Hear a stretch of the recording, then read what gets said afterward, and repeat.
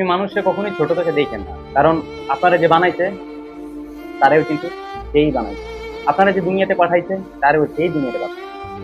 হয়তো হইতে পারে গায়ের রং কালো বা সাদা, হয়তো হইতে পারেন যে আপনি থাকেন পাঁচতলায়, সে থাকে বাসতলায় বা গাছতলায়, এরকম।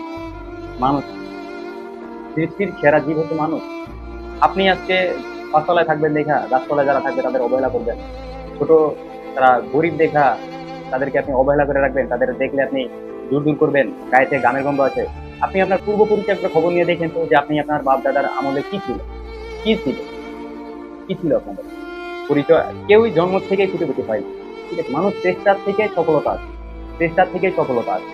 আর একটা জিনিস, আল্লাহ যে আপনারা কোটিপতি বানাইছে বা পাঁচতলা দশতলায় থাকার তৌফিক আল্লাহ আপনারা দিচ্ছে, সেই তৌফিক হয়তো তারেও দিতে পারে।